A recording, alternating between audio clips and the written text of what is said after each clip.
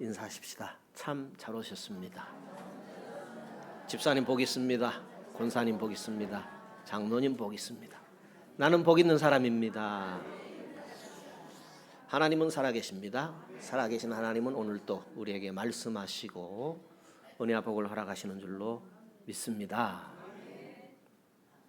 나병은 인간의 수단으로는 해결할 수 없는 불치의 병이라고 합니다.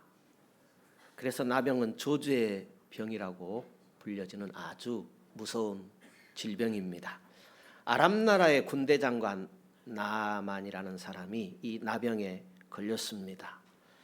그는 왕과 백성들에게 아주 존귀함을 받는 큰 용사다 하고 오늘 1절 말씀에 기록이 되어져 있습니다. 아람 왕과 아람 백성들이 이 나만의 나병을 고쳐보려고 가스로 노력을 해보았지만 아무런 소용이 없었습니다. 마침 이스라엘과 전쟁에서 사로잡혀온 한 어린 소녀가 이런 이야기를 했습니다. 3절에 이런 내용이 기록되어 있습니다. 그 주모에게 이르되 우리 주인이 사마리아에 계신 선지자 앞에 계셨으면 좋겠나이다. 저가 그 문둥병을 고치리이다. 이 소식을 들은 나아만은 당장 아람 왕에게 보고했습니다. 아람 왕은 이스라엘 왕에게 친서를 보내게 됩니다. 내 신하 나아만이 문둥병이 걸렸으니까 치료해 주시오.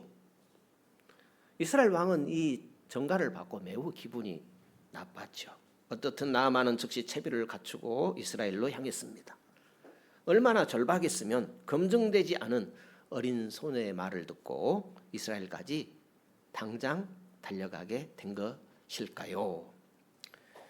그런데 이스라엘 선지자 엘리사 앞에 도착하게 된 나아만은 분노하면서 아람으로 다시 돌아가겠다라고 합니다. 이런 표현이 되어 있죠. 11절에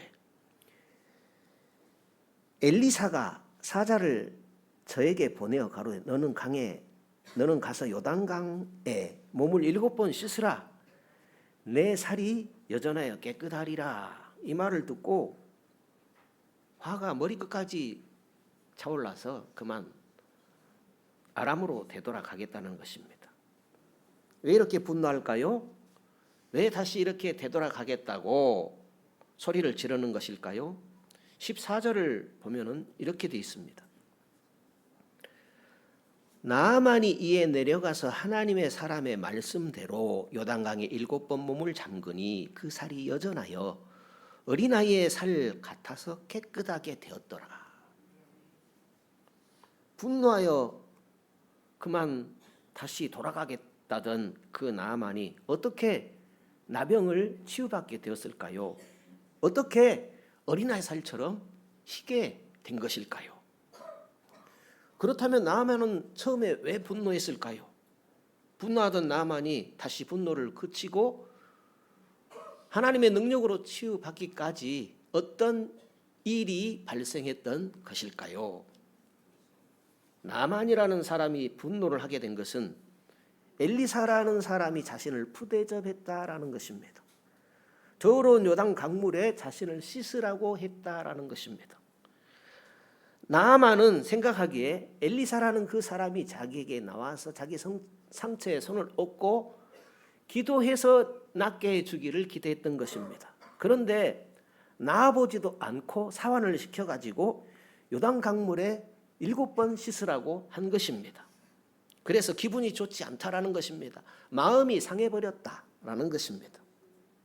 나아만은 나병보다 더 무서운 교만과 자기 생각 때문에 치유받을 수 있는 기회를 망칠 뻔했습니다. 나아만은 아직도 자신이 지금 어떤 상황에 있는지를 깨닫지 못하고 있습니다. 온몸이 썩어가는 줄도 모르고 자존심과 체면에 사로잡혀 있습니다. 불치병을 치유받으려고 이스라엘까지 왔지만은 기분이 나쁘다고 자존심이 상했다고 다 필요 없다라는 것입니다.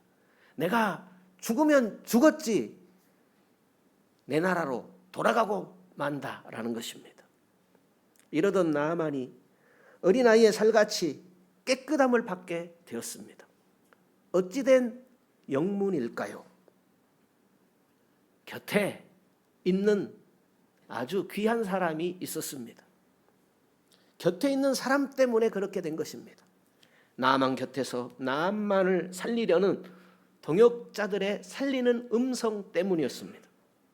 동역자들의 믿음 있는 음성이 계속되어졌기 때문입니다. 어떤 음성이 있었을까요? 나아만에게 들려졌던 음성, 어떤 것들이 있었을까요?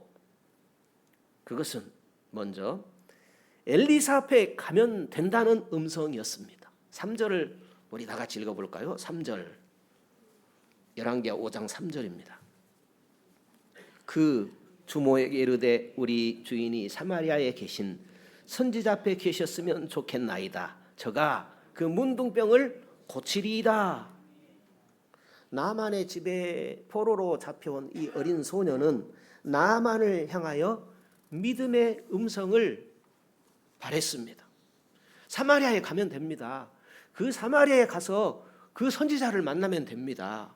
거기만 가면 문둥병도 고칠 수 있습니다 하는 그 음성을 들은 것입니다. 주인을 살리려는 믿음으로 사마리아에 가면 된다는 어린 소녀의 음성은 나아만을 살리는 음성이었습니다. 그래서 이 어린 소녀는 나아만 집에 숨겨진 살리는 보물, 나아만의 귀한 동역자 이렇게 표현할 수 있겠습니다. 나아만이 엘리사에게 가면 된다는 음성을 듣고 이제 사마리아로 가게 되었습니다. 엘리사에게 갔기 때문에 살 수 있는 길이 열려지게 된 것이지요.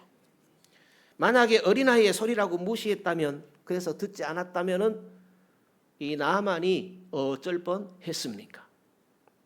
또 어떤 음성을 들었을까요? 하면 된다. 먼저는 가면 된다 하는 음성을 들었고, 그 다음에는 이렇게 하면 된다 하는 음성을 듣게 됩니다. 10절을 읽어보죠. 10절입니다. 엘리사가 사자를 저에게 보내어 가로되 너는 가서 요단강에 몸을 7번 씻으라. 내 살이 여전하여 깨끗하리라. 그렇게 하면 된다라는 소리를 듣게 된 겁니다. 소녀의 음성을 듣고 사마리아 엘리야에게 온 나아만은 요단강 물에 7번 씻으면 깨끗해진다. 요단강에 씻으면 된다는 엘리사 선지자의 말을 듣게 됩니다. 엘리사의 말은 사실 사람의 말이 아니라 하나님이 엘리사 선지자에게 나아만에게 전하도록 주신 말씀이었습니다. 하지만 나아만은 하면 된다라는 엘리사의 말을 사람의 말로 들었습니다. 그래서 분노하게 된 것이지요. 하면 된다는 음성을 들었지만은 하지 않으려고 했기 때문에 분노가 일어났고 돌아가려고 한 것입니다. 하나님의 음성을 들은 엘리사는 문제 앞에 있는 엘리사 나아만에게 하면 된다, 시키는 대로 하면 된다, 이 말씀을 선포한 것입니다.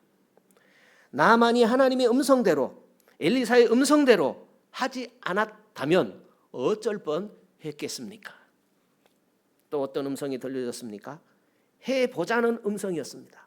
해보자. 13절을 같이 읽겠습니다. 그 종들이 나와서 말하되 가로되 내 아버지여 선지자가 당신을 명하여 큰 일을 행하라 하였다면 행치 아니하였으리까 하물며 당신에게 이르기를 씻어 깨끗하게 하라 함이리까. 하면 된다는 엘리사의 음성에 분노했던 나아만은 아람으로 돌아가려고 했지요. 이때 나아만의 종들이 나아만을 향해서 해보자고 그 주인을 달랩니다. 해보지도 않고 분노하고 돌아가게 되면 결과가 어찌 될 것인지 뻔히 아는 그들이었습니다. 그래서 종들은 나아만 장군에게 해보자고, 그래도 해보셔야 합니다 하고 달래고 또 달래게 된 것입니다. 만약에 나아만의 곁에서 그의 종들이 해보자, 그래도 해봅시다 이렇게 설득했던 말들이 없었다면 나아만의 그 결과는 비참하고 말았을 것입니다. 하면 된다는 하나님의 음성을 해보지도 않고 자기 생각대로 무시하고 돌아서는 사람은 어떤 기적도 기대할 수 없습니다. 해보고 나서 분노해도 늦지 않을 것입니다. 해보고 나서 돌아서도 전혀 손해보지 않을 것입니다. 14절에 보니까 이제 엘리사의 말대로 했더니 어떤 결과가 나타났는가 하는 것이죠. 읽어보실까요? 14절. 나아만이 이에 내려가서 하나님의 사람의 말씀대로 요단강에 7번 몸을 잠그니 그 살이 여전하여 어린아이의 살 같아서 깨끗하게 되었더라. 해보자, 해봅시다 하는 종들의 간청을 들은 나아만은 믿음으로 요단강에 7번을 몸을 잠근 것이 결코 아닙니다. 믿음으로 한 행동이 아닙니다. 그냥 엘리사의 말대로 한번 해보자 하는 심정으로 요단 강물에 들어간 것입니다. 종들의 말대로 그래 해보기라도 하자 하는 심정으로 요단 강에 들어가게 된 것입니다. 그렇게 억지로라도 말대로 했더니, 그렇게 억지로라도 그냥 말대로 했더니 안 되면 엘리사 저 선지자라고 하는 양반 내가 가만두지 않겠다 하는 그런 심정으로 엘리사의 말대로 또 그 종들의 말대로 했더니 어린아이 살과 같이 깨끗하여졌더라 하는 것입니다. 나병대로 치유되는 기적이 일어났더라 하는 오늘의 말씀입니다. 말씀대로 살면 말씀을 주신 그 하나님께서 책임져 주시는 결과가 있다라는 것을 오늘 성경은 증명하고 있습니다. 기적이 일어나는 장소가 따로 정해져 있는 것이 아닙니다. 기적은 어디에서든지 일어납니다. 기적은 마지못해서 해도 일어납니다. 기적은 해보는 자에게 일어납니다. 기적은 억지로 해도 일어나고 기적은 그냥 해도 일어납니다. 기적은 오늘 나만을 보니까 분노를 안고 해도 일어납니다. 하나님의 말씀대로 행하는 곳에는 하나님의 역사하심이 있습니다. 그렇다면 오늘 내 주변에는 어떤 사람들이 있습니까? 내 주변의 사람들은 내가 어려움을 당할 때에, 또 내가 시험에 빠져 있을 때에, 또 내가 분노하거나 내 생각을 버리지 못하고 있을 때에 어떤 말과 어떤 행동을 해주고 있습니까? 내가 무너지고 방황하고 시험이 들 때에 내 주변에 누가 있느냐에 따라서, 그 사람이 어떻게 하느냐에 따라서 내가 죽느냐 사느냐를 결정하는 내 곁에 사람이 될 수가 있습니다. 나아만의 종들은 나만을 살리는 사람으로 쓰임을 받았습니다. 내 주변에 바른 방향을 나에게 제시해 주는 사람이 있습니까? 끝까지 내 곁에서 살리는 소리를, 그래서 나를 살리는 사람이 있습니까? 나에게 쓴소리를 하더라도 나를 살리려는 그런 음성을 들려주는 사람이 있습니까? 지금 내 곁에는 어떤 사람이 있는 것 같습니까?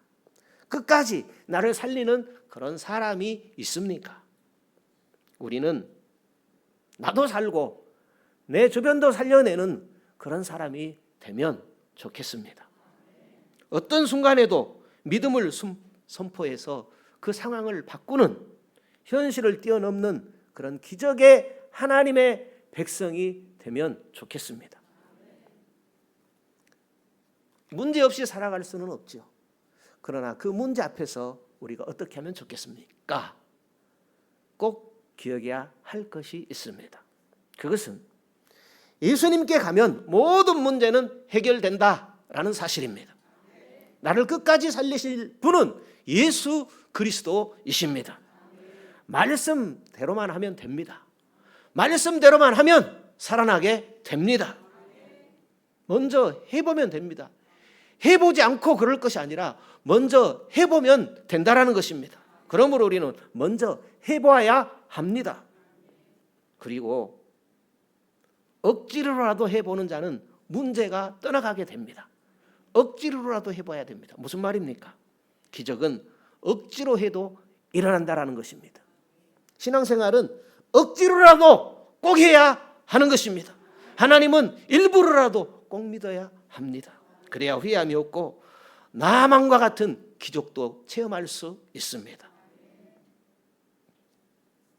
내 생각대로 살면 망하게 됩니다.